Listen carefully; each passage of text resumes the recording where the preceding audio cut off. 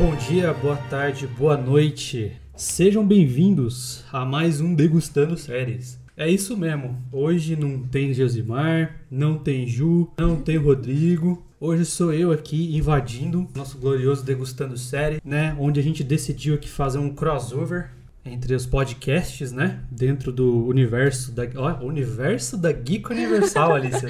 Universo da Geek Universal. Olha que maravilha. E comigo está aqui hoje a Alicia.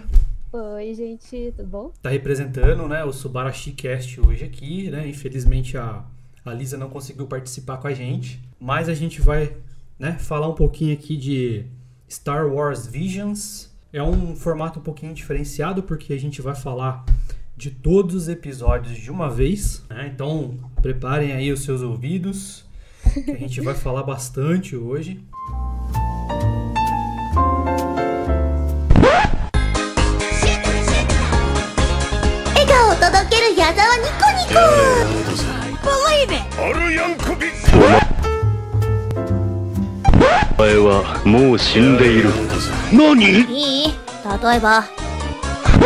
Degustando séries.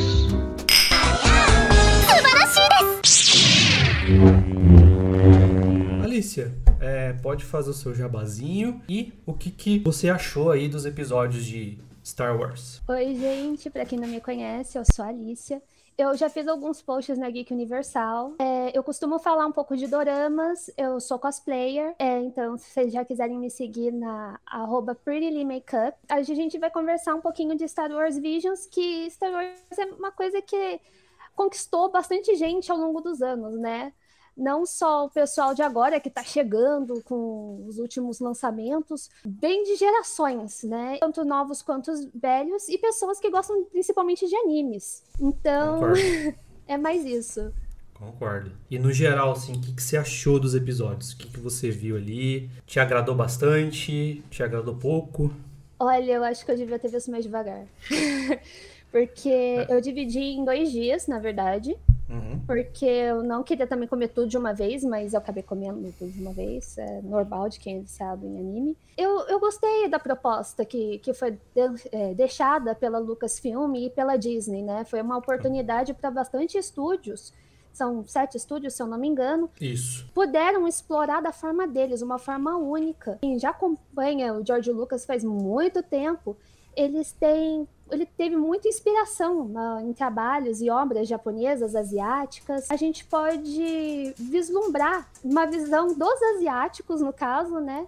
Numa forma de anime. E uma forma também que é uma coleção de histórias, que não necessariamente eles estão ligados ao cânone. E assim, pra quem é nerd aí um pouquinho mais antigo, ele tem essa pegada de estúdios, então ele foi feito bem parecido com o Matrix, né? Então são vários episódios curtinhos e cada estúdio fez um, de um jeito. E o que mais me chamou a atenção, né? O que me fez assistir foi que, primeiro Star Wars, pronto. Segundo, quando eu assisti aos trailers, eu vi que os caras colocaram o Japão feudal. Eu falei, não. Sim, nossa.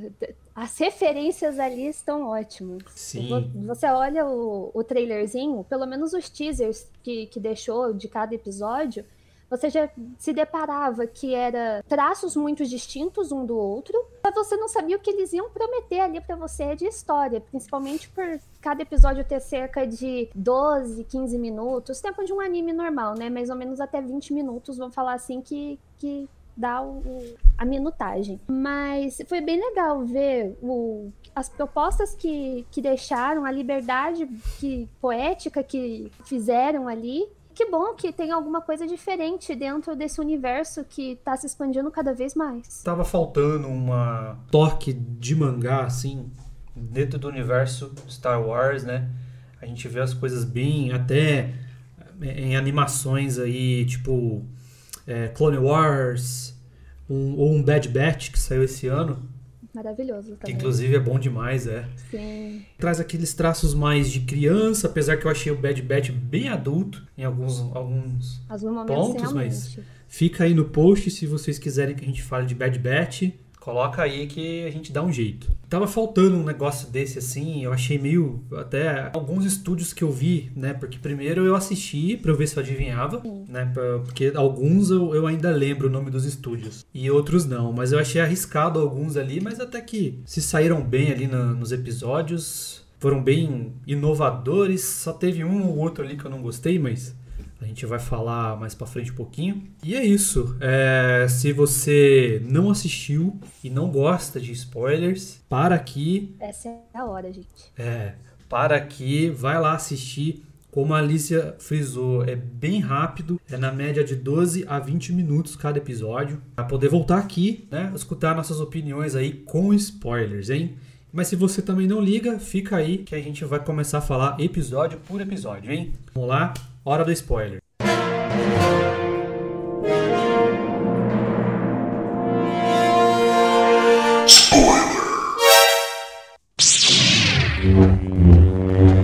O primeiro episódio é o duelo. Nossa, esse daí... Nossa, esse episódio é maravilhoso. Esse é... Ele tinha que ser o primeiro, não tinha como eles colocarem de outra forma. Não, ele foi a porta de entrada mesmo pra chamar atenção. Sim, eu gostei muito bem do jeito que o diretor e fundador do estúdio, né, da Kamikaze Douga, ele, junto com a equipe da Junpei, eles contaram com influências, né, pro duelo, e a gente pode ver isso também nos extras. A inspiração com os Sete Samurais, os filmes do Kurosawa, Lobo Solitário. Então, a gente tem sempre um monte de referências ali que quem não acompanha o cinema asiático, pelo menos o japonês, eles podem encontrar clássicos do Akira Kurosawa, o preto e branco, o jeito que eles usaram as cores para fazer as cores dos sabres, dos cristais Kyber. Isso. E lembrar, né, o estilo do Jidaigeki, que são dramas japoneses de época, e com o gênero Chambara, né? Chambara, eu acho que é mais ou menos assim. Tipo cinematográfico de batalhas com katanás. E no caso, sabre de luz. E que saque de sabre de luz, hein?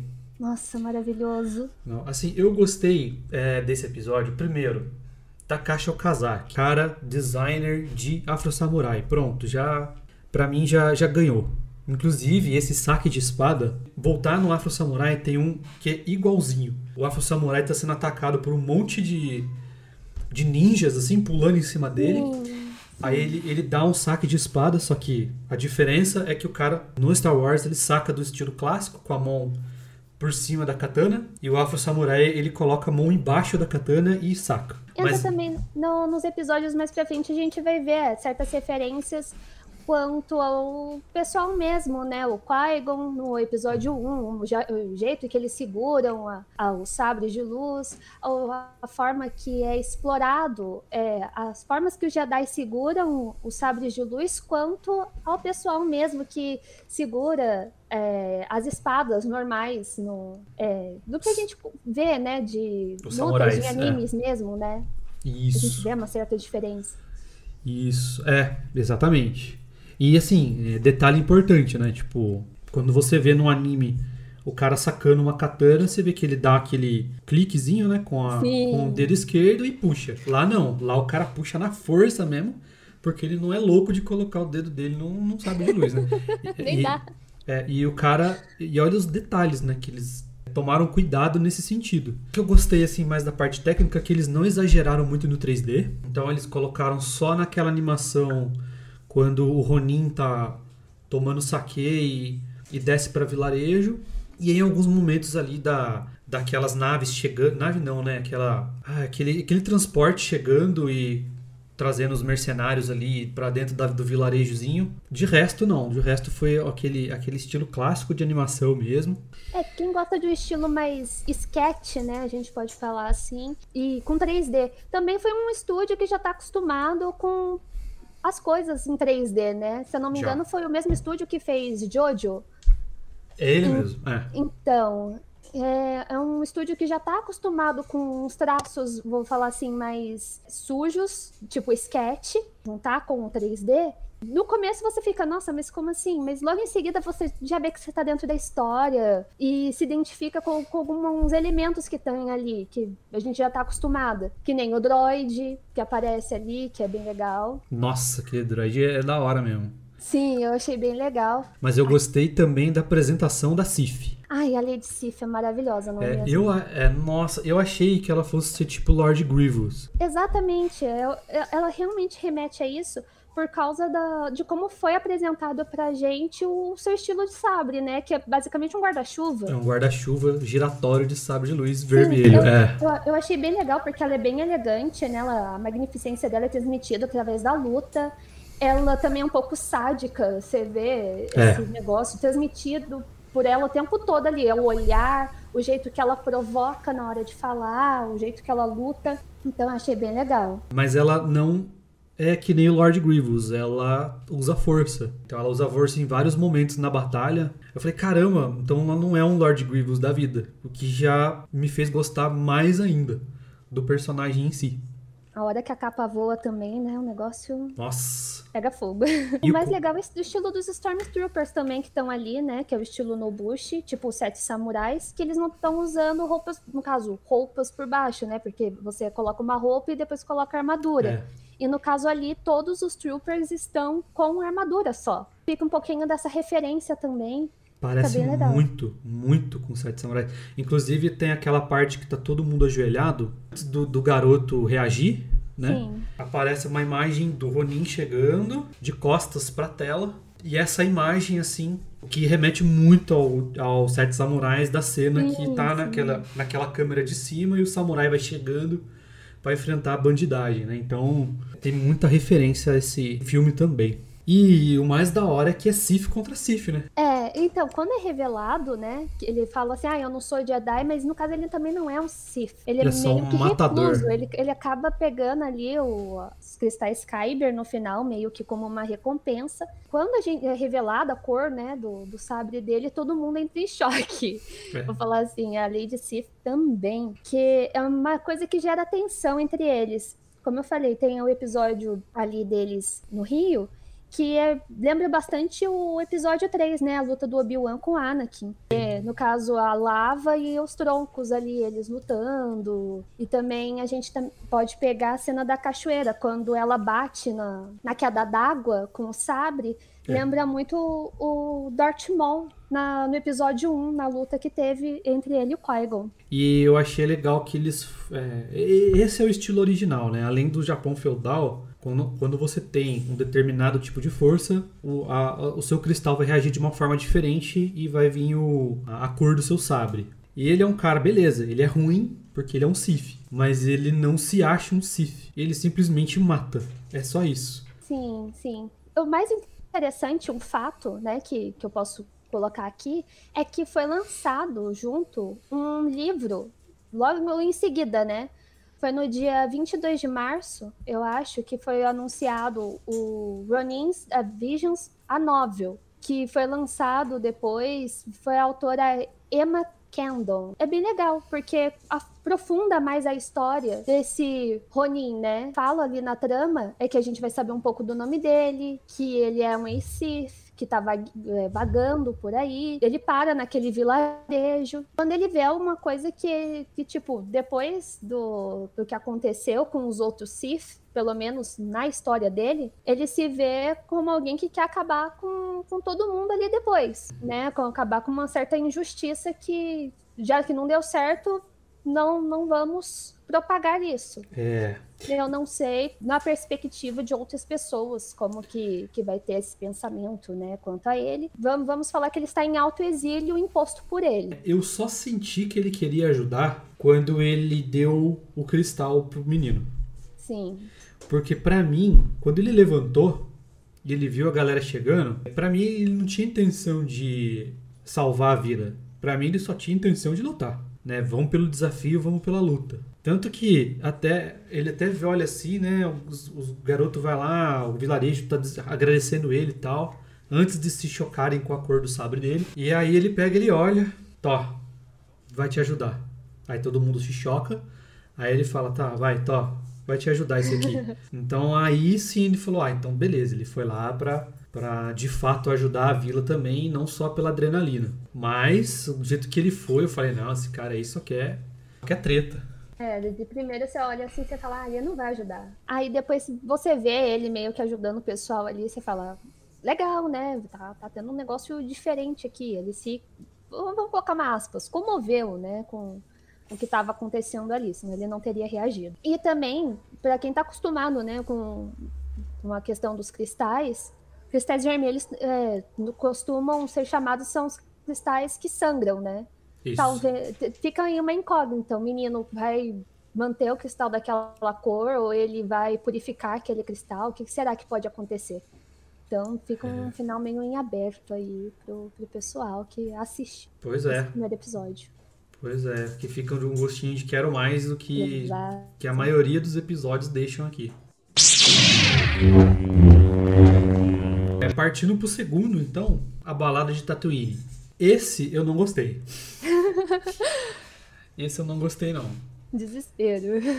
Eu achei assim que, beleza, o estilo de desenho ali é tudo chibi. Percebe ali que é uma animação meio que pra criança, pra adolescente e tal. Atrair novos públicos, né? Atrair outros públicos, que nem você bem frisou no começo. Durante o episódio, eu acho que faltou tempo. Eu não sei se... Senti isso também, que faltou tempo para desenvolver certas coisas. Exato, porque tipo assim, eu não sei se foi a Disney que determinou o tempo de cada episódio para cada estúdio, eu não sei como funcionou isso. Mas que beleza, ele tá um episódio parado, é um carinha tocando guitarra com a sua bandinha, lá em Tatooine e tal, eles estavam num bar fechado ali, até que o Boba Fett chega pra caçar o baixista. E aí, o protagonista ali, que é o vocalista da banda, ele começa a ter visões do passado. Aí ele aparece assim, ele tá com uma roupa de Jedi, com um lightsaber na mão, morrendo de medo. A sacada do sabre dele ser o microfone é uma coisa... Meu Deus. Eu ia chegar nesse ponto. Aí beleza. Aí ele tá lá com um sabre de luz morrendo de medo. E ele tá com a trança do Padawan, né? Então ele é novo, ele era bem novo ali. E o cara chega e não faz mal a ele. Apesar de naquela época ele pertencer ao bando do Jabba e depois ele saiu, né? Pelo que eu entendi.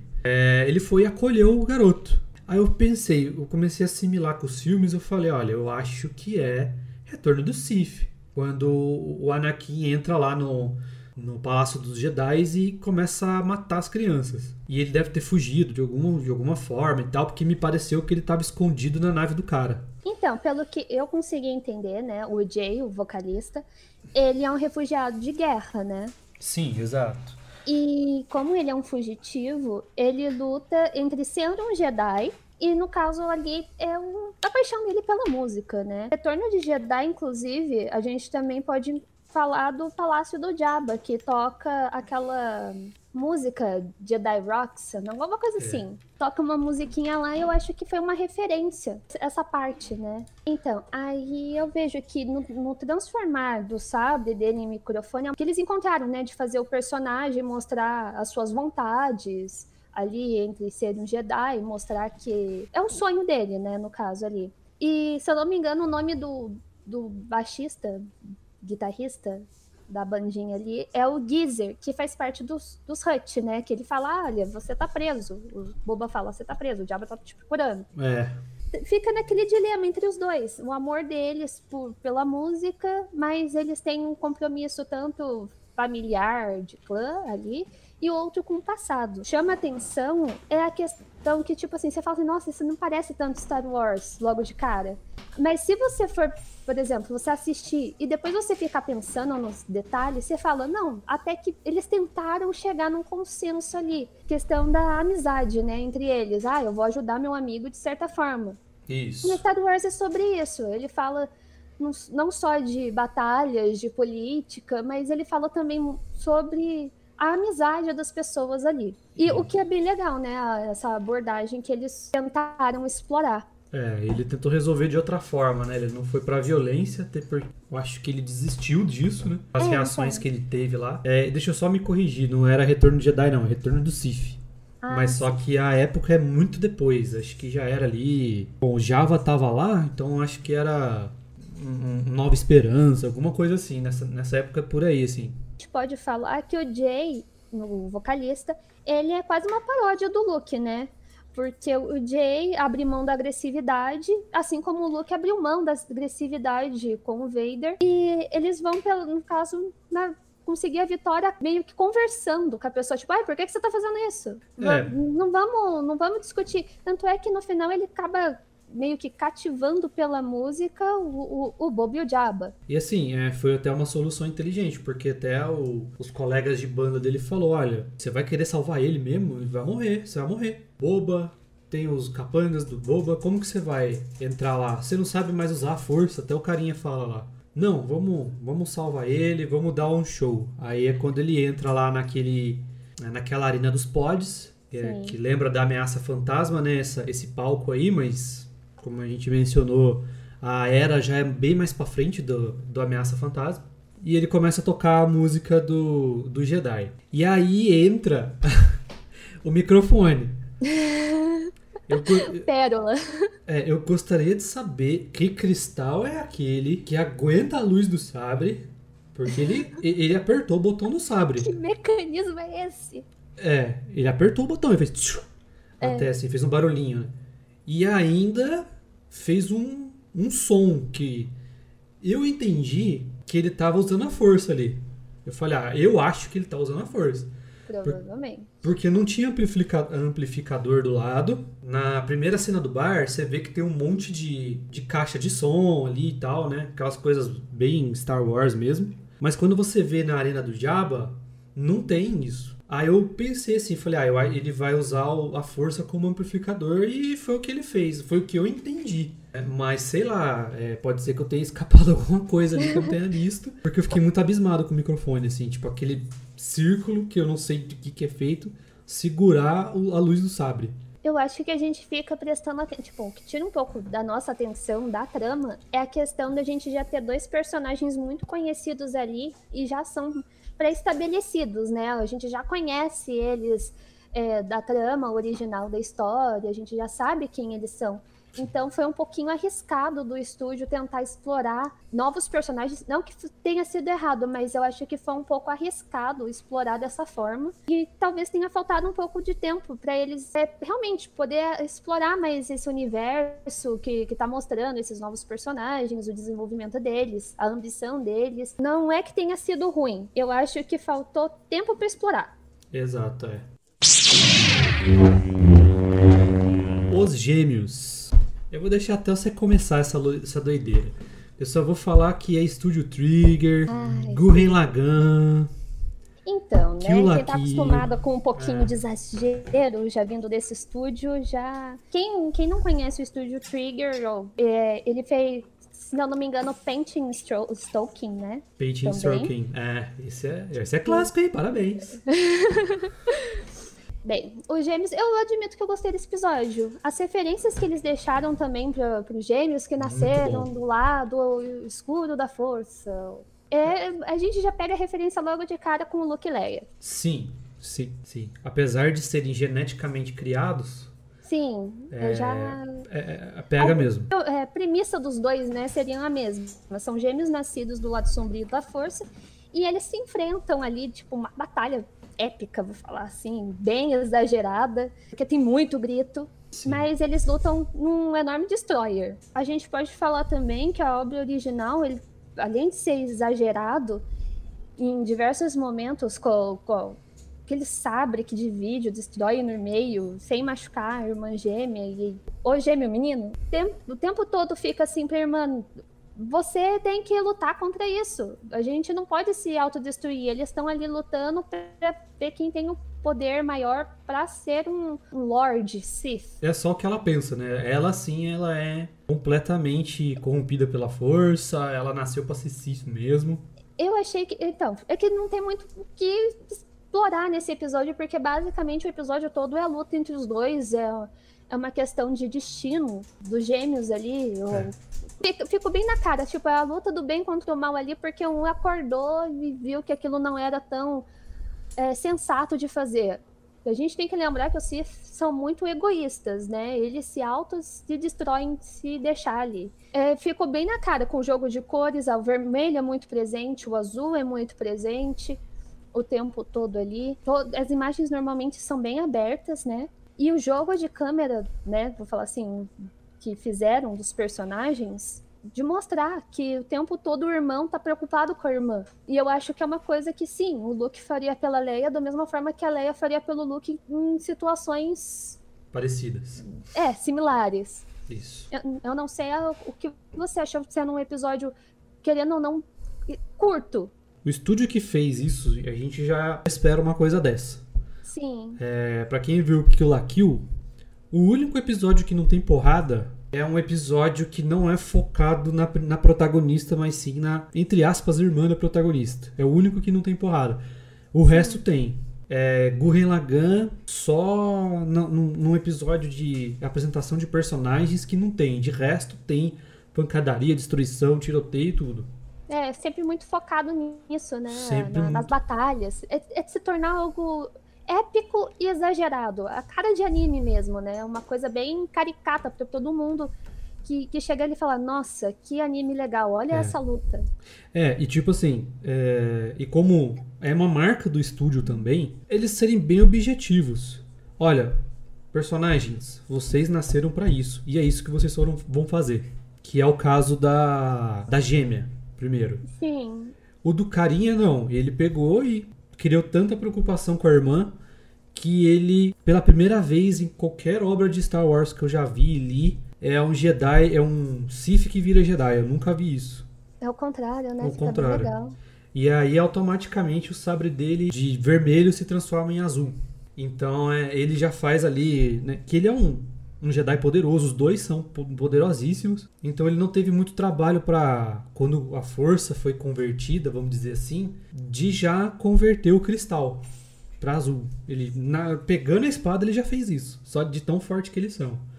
Lembrando que a gente já tá falando sobre a cor dos sabres e os cristais quase pela terceira vez aqui, em 3 episódios. Sim. Eu acho que o briefing era esse o tempo todo. Mas a gente vai falar muito ainda disso daí. Tem bastante coisa. Tem bastante coisa. E aí começa a pancadaria. Né? Ela não... Eu confesso que me arrepiou um pouquinho. Quando começou a luta, eles estão lutando de igual para igual. Ela saca 2 sabres e ele um só. Então ele começa a lutar como um Jedi mesmo e ela como um Sith ali e tal. E ele ganha, né, em primeiro momento, e ela pega e saca aquelas mãos mecânicas à la Lord Grievous, com cada um com um sabre. E ela fica com 6 sabres. Sim. Cara, que louco. Aquilo foi muito louco, né? Nossa, e ela não maneja que nem o Grievous, que fica girando só. Ela tem movimentos coordenados. Ela ataca com um, defende com o outro. Não é aquela coisa louca de máquina, assim. Ela tem plena consciência do que ela tá fazendo ali. Nossa, eu achei muito louco. E a disputa de força? Que eles usam o raio Sith. Os raios, né? Eu fiquei impressionada com aquela cena dos raios, porque eu fiquei, nossa, tantos lugares que a gente viu só os Siths, né, usando, mas a gente viu, no caso, um ex-Sith, vamos colocar assim, usando também daqueles raios uma nova obra sendo explorada, né? Nossa, achei muito louco. E ele, exatamente, ele pegou o raio Sith e transformou numa força Jedi. O raio dele sai azul, como se fosse um Kamehameha, assim. O jeito que ele divide a nave. Exatamente. Puta, o cara corta um Destroyer. Sim. Com o sabre. Caraca. Mas ficou legal também essa questão da referência, porque quando ele corta o Destroyer lá no meio, eles fogem para um hiperespaço, e o jeito que acaba em Tatooine, né? Ele cabe no deserto lá, e a gente vê a questão da paisagem, as referências que eles usaram quanto ao look mesmo, por causa do pôr do sol duplo. Sim. Nossa, olha isso, cara. Referências. Não, esse estúdio... Exploraram muito bem, né? Esse estúdio não é um dos meus favoritos. Tá de parabéns.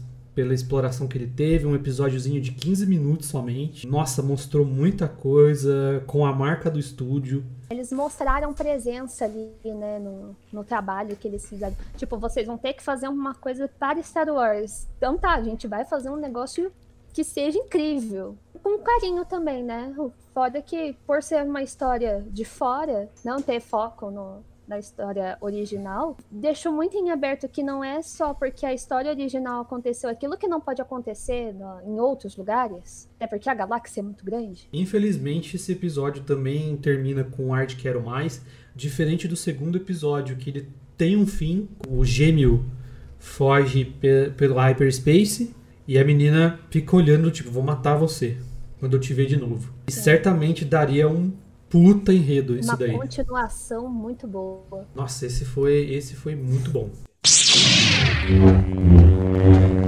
Quarto episódio. A Noiva Aldeã. Tá no meu coração esse episódio já. É o meu favorito também. Confesso pra você. Esse é 20 minutos. Esse é 20 minutos. Super bem trabalhada a história. 20 minutos que tem reviravolta. Tanto que, tipo assim, no começo eu achava que a moça era uma Sith. Por causa daquela máscara. Engana, né? Todo mundo. E que o Jedi fosse o rapazinho do vilarejo. Sim. Ou a princesa, que é a Noiva Aldeã. Mas não. Sinceramente, a Noiva Aldeã foi quase um tapão na cara, né? Porque quando eu olhei na cartaz, você olha aquelas florzinhas, o desenho assim, você fala, nossa, nada a ver com Star Wars, né? O que eles criaram aqui? Por que tá desse jeito? Mas depois você vê que a estética é exatamente pra ser essa. Sim. Porque o tempo todo... Gente, a trilha sonora desse episódio... Demais. É sensacional. É demais. Porque ela te conduz, ela te prende de uma forma... Olha eu falando aqui com o maior carinho do negócio. já adotei pra vida esse episódio, porque é... Nossa, é fantástico. Porque, querendo ou não, além de ser um conto romântico, vamos colocar assim, ele é bastante agridoce. Porque é um estilo único, sabe? É o tempo todo falando do que é natural, da força ali, da magna, né, que eles colocam nesse termo, a ligação do que seria a força e a natureza ali. Fica aquele negócio do silêncio, o natural, explorar aquele mundo, dá vontade de conhecer aquele lugar. Eu gosto de saber que o diretor teve liberdade para ele criar o que ele quisesse na obra, o que ele queria ver na obra, a sua perspectiva, o que ele queria introduzir naquele universo. Foi uma visão de um fã, né, vou falar assim, que você desejaria ver numa obra de Star Wars. Exato. A ideia de mostrar lugares que se completam, sabe? Tipo, o casalzinho ali andando, indo até aquele espacinho lá, que eles fazem o ritual de agradecimento. A cerimônia. Aí eles sentem a força ali, mas eles não conseguem fazer nada. Eles só sentem que a força flui na natureza ali, né? Que todas as coisas ali têm uma alma. E o povo representado dessa cultura mostra a proteção que eles têm com aquilo lá, a ligação que eles têm com aquele ambiente deles. Mas eles tratam ela com respeito.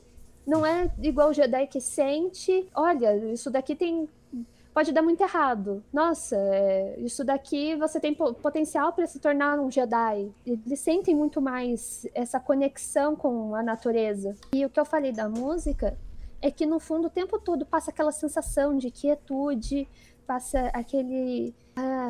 o ambiente que eles estão ali, até chegar num ápice, que é na cena do casamento, que mostra depois aquele conflito com a irmã da noiva. Isso. E, nossa, como a gente é guiado para esse momento, a gente tem alguns vislumbres do que a F passa, né? Porque fala que a moça mascarada se chama F, um negócio assim. E a gente acompanha um pouquinho como ela é cautelosa, como que ela só observa todo mundo ali. Ela é o tempo todo quieta. É incrível. E o plot da história só é revelado no final do episódio. Porque quando tem essa parte, fala, ué, o que tá acontecendo? Eles não estão casando? O que é isso? O que tá acontecendo? Pra onde essa princesa vai? Sim. Então, eles estão se opondo a quê? Cadê a República? Mas o que eu achei legal nesse episódio é como se tivesse, assim, assistindo o Star Wars, onde vamos supor que aquele grupo de Star Wars ele não sabe pra onde vai. Ele simplesmente tá fugindo, usa um hiperespaço e entra num planeta completamente diferente. É isso que esse cenário trouxe pra mim. Ah, nossa, mas pô, Léo, eu vi lá, tem bastante floresta aqui, não sei o que. Tem, mas do jeito que o povo é conduzido... Ah, eu vi um pouco de cultura japonesa ali, vi. Mas, tipo assim, quando o cara tá subindo a montanha, pensei num templo japonês, que fica sempre ao alto. Mas ele chega lá, não é um templo japonês. É simplesmente uma cabana, onde o povo fica, né? Eles só estavam numa cabana afastada, fazendo a cerimônia que eles tinham que fazer. E a F, ela é dita, não só ela quanto o mestre dela que aparece, como uma guardiã da força. Ela não é uma Jedi andarilha, ela é uma guardiã. Então, tipo, foi isso que eu falei, puta, que imagem da hora de um Jedi. É a hora que ela tira a máscara, corta a trança, né, de Padawan, que ela mostra que ela compreendeu, né, como que, de certa forma, aquilo lá vai funcionar e como ela pode se tornar a protetora, né, do que ela tá sentindo ali com a força, a Magna. Enfim, então, é algo maior. Isso, e ela, tipo, no começo do episódio concentrando, como se fossem umas luzinhas bem de levinhas em volta dela, assim, enquanto ela tá meditando. E aí ela sente presença, ela já abre o olho e olha, assim, mas ela não se precipita e fica com a mão no sabre. Não, ela só olha pra ver o que tá vindo e tal. Então, tipo, eu senti tipo, que ela era uma guardiã do lugar, não uma Jedi, assim, propriamente dito. Nossa, eu adorei essa visão. E, cara, ela vai e saca o sabre amarelo. Eu falei, nossa, ela é de força bruta ainda por cima. Saca o sabre, e o sabre, diferente dos outros episódios, ela não saca como uma katana. Ela simplesmente pega o sabre pra usar. Mas quando a lâmina sobe, a lâmina tem o formato de um sabre amarelo, assim. De uma katana com a lâmina amarela. Eu falei, nossa, mano. E ela já chega usando força, igual a de um Jedi mesmo. Sim. Nossa, eu falei, puta, que da hora, mano. Que da hora esse episódio. E é nesse ponto que a gente descobre o que tá acontecendo. É bem poético. Que é a República sendo República, né? Usando a menina, a princesa, como barganha de proteção, essas coisas, pra no futuro aí tomar conta do planeta. República sendo República. Mas, nossa senhora, esse episódio quando ela aparece, a F aparece soltando a força, e ela começa a falar as palavras dela, poeticamente falando, como você mencionou, com aquele som de fundo, nossa senhora, vocês não estão vendo, mas eu tô arrepiadaço. Aplaudir, né? Essa foi muito, muito, muito bom mesmo. Melhor episódio pra mim, fácil assim, esse daí. Esse entra no meu top 3. Nono Jedi, quinto episódio. Também é maravilhoso. Que deveria ter sido chamado de A Nona e não o Nono, né? Porque em inglês fica sem, né, gênero, no caso. Ninth Jedi. Mas vamos traduzir certo, né, gente? A Nona Jedi, pô. Ah, não, seria spoiler. Mas a gente tá na sessão de spoiler, então pode. Não pode. Nossa, esse episódio também. E ele explica o Jedi certinho. Esse episódio devia ter sido filme, gente. Tinha. Assim, ou poderia ser destrinchado em outros episódios, porque... Tinha. Nossa, muito bom. Tinha. E tinha que ser... E esse episódio em específico, se fosse fazer uma série, ele não tinha que ser o primeiro. Tinha que ter alguma pré-sequência antes, pra depois dele. Gente, pra quem tá entrando aí... Quer conhecer mais sobre Jedi. Você quer ver como é o desenvolvimento de um Jedi, como que funciona um Jedi. Um pouco mais adiantado, que ela já era um pouco treinada, mas como que funciona os cristais, como que é definida a tua força, como que é convertido ali os cristais para o seu nível de força. Assista esse episódio. Esse episódio ele explica certinho. No começo do episódio, ela tem essa personagem, a protagonista, ela tem o sabre dela. O sabre incolor. Pois é. Cara, que sacada, né? Sacada sensacional. Fantástica. Que os caras tiveram. Isso pra mim é um padawan de verdade. Tipo, ela tá lá, tá treinando.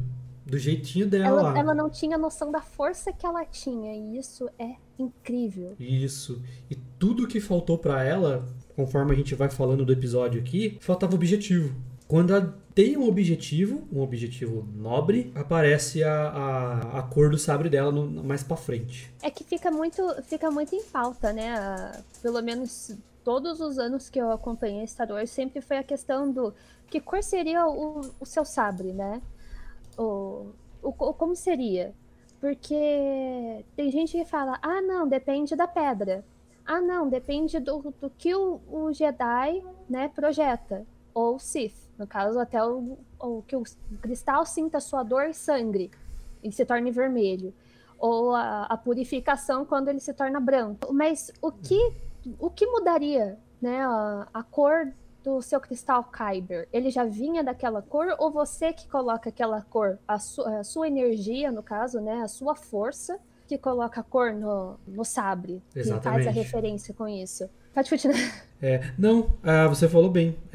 Só ia fazer a referência da Ahsoka, que é o sabre branco, que é o mais puro que tem. Eu acho bem legal falar dela. O tempo todo que a gente vê a trajetória dela até chegar no sabre, eu gosto quando ela tá enfrentando aquela cena final, quando o Anakin já se tornou o Vader, e ela chega e ele fala, mas você é Jedi, não sei o que. Ela fala, eu não sou Jedi. Exatamente. Sabe? E é meio que você fala, caramba, a criança cresceu. A purificação dela se desligar daquele vínculo que ela tinha com Jedi, a formação dela a vida toda como Jedi, o jeito que ela foi colocada naquela situação, o jeito que ela aceitou os ensinamentos e ver o mestre sendo corrompido, né? No caso ali, o mestre dela, o Anakin se tornando Vader. Nossa, é uma frustração enorme. E ela falar, eu não sou Jedi, tipo, você não é, mas eu não quero laços com o Jedi, porque se isso é ser Jedi, você pode ser corrompido e ir por um caminho que completamente contra, pelo menos aos ideais que ela tinha na época e os conhecidos de todos ali tinham. É uma negação. Eu acho que não chega nem a ser, tipo, ser Jedi ou ser Sith, mas é você ser livre. O branco ser aquele questão, de novo, do puro. Você ser livre e vai 100% no que você tá pensando que você tem ali como o seu guia, né? Os seus ideais. Sim. E eu achei isso bem legal ser explorado nesse episódio do Nono Jedi. Exatamente, ela acha isso sozinha. Porque, assim, ela tem o treinamento Jedi, né? O pai dela é um Jedi, ou, sei lá, a pessoa que tá cuidando dela é um Jedi. Então, pelo que eu entendi, o pai dela, no caso o forjador, não seria um Jedi, ele só seria um forjador. Eu entendi que ele era um Jedi, sim. Eu entendi, mas não um Jedi forte, um cavaleiro por si só. Eu entendi desse jeito porque ele fala assim, não é porque você tem uma conexão com a força que necessariamente você é um Jedi. Tanto é que ela falava, mas quando o meu sabre vai criar cor? É por causa disso que eu fiquei pensando nisso. Porque a ideia inicial, né, do Kenji era criar, desenvolver a história. Ele desenvolveu 2 histórias, sobre o forjador e sobre alguém que teria esse feeling que a Cara teve. Sim, a história foi construída a partir de 2 histórias. E eles se perguntaram até que, né, nas conversas que o escritor, a produtora lá, o estúdio teve com a Disney, se eles poderiam ter mais um pouquinho de tempo para poder desenvolver, né, todo esse negócio da história, o tempo que eles queriam mostrar o projeto feito, né, a obra final pra gente. Que as histórias foram escritas, tipo, simultaneamente. A primeira, que era do Forjador de Sabres, que ele ia criar os sabres, mas ele não seria um Jedi. E a questão do Ronin, que é, de novo, aquela pessoa sem mestre, e que aparece frequentemente em todas as histórias antigas japonesas. A Cara ia acabar ficando sozinha. Mas no final ela se completou com outras 9 pessoas. Vamos falar assim. Sim. E é uma coisa que deveria ter sido explorada faz muito tempo. E que bom que tá tendo oportunidade agora, porque dá a entender que, tipo, os Jedi não acabaram, né? Vamos colocar numa linha do tempo falsa, assim. Os Jedi acabaram. Não. E se alguém que ainda não teve conexão o bastante ou não despertou aquela força nela, será que acabou de verdade? Pois é. Ou será que tem alguma coisa ali Então, é uma visão muito pouco explorada. Pelo menos para tudo que se tem no Brasil sobre Star Wars, é muito pouco explorada essa parte. O que dá mais hype pra Ahsoka. Porque a Ahsoka vai abordar muito disso daí, né, na série dela lá. Eu acho legal dessa visibilidade pra Ahsoka. No começo ela era nada benquista, coitada. E agora se tornou, tipo, uma das queridinhas de todo mundo, porque estão reconhecendo a força dela de verdade, né? O potencial que ela carregou. A gente tem que lembrar que ela era criança quando tava aqueles primeiros episódios que ela surgiu e que o amadurecimento dela, toda aquela desilusão que ela passou com as escolhas, toda hora ela se projetava muito no Anakin, né? Tipo, ai, meu mestre isso, meu mestre aquilo, e de repente acontecer, pá, ele não é seu mestre. Provavelmente seguindo alguém que não era que tava indo por um caminho muito bom. Ou ela ficou, ou será que eu posso ajudar de alguma forma? Tanto é que ela tem aquela desilusão e fala que ela não era Jedi e tudo mais. É um episódio que simplesmente também você fica assistindo e falando, nossa, devia ter pegado mais dessa história, ou mostrado antes, ou mostrado o que acontece depois. Ela se tornou uma Jedi poderosa bastante, ou não. É uma história bem desenvolvida, principalmente porque é um estúdio. Se eu não me engano, foi a Production, a ID, que fez Ghost in the Shell, né? Exatamente, esse é o ponto que eu ia chegar. Esse estúdio aí não tem como errar. É só obra boa. É Ghost in the Shell, mas Ghost in the Shell, o filme, e não o Standalone Complex. Então eles fizeram o filme de 95. Haikyuu também, eles fizeram Haikyuu, que é Crown, Kimi no Todoke. É um puta animação, Haikyuu, Psycho Pass. Uma cena que eu achei bem interessante, na fuga dela, né, antes dos caras matar, depois que os caras mataram o forjador, né? Primeiro, a toquinha do forjador me lembra muito a casa do Luke. Sim. Né, em Tatooine, apesar de ali ser neve. E aí ela foge com as bikes. E me lembra muito a cena acho que é do Retorno de Jedi, daquela da floresta. Sim. Eles desviando das árvores assim, e os caras atrás atirando. E ela, tipo, ela é tão atenta com o que tá acontecendo que ela tá dirigindo a moto, tá pilotando a moto. E tá lutando junto. E tá lutando, rebatendo tiro. Com o sabre incolor. É legal ver esse desenvolvimento, porque ela sai de alguém que... Ai, quem sou eu? Será que eu vou ser forte um dia? E alguém que não tinha ideia da força que tinha dentro dela. Isso, e chega naquela parte da água congelada que ela sai e vai enfrentar. Continua.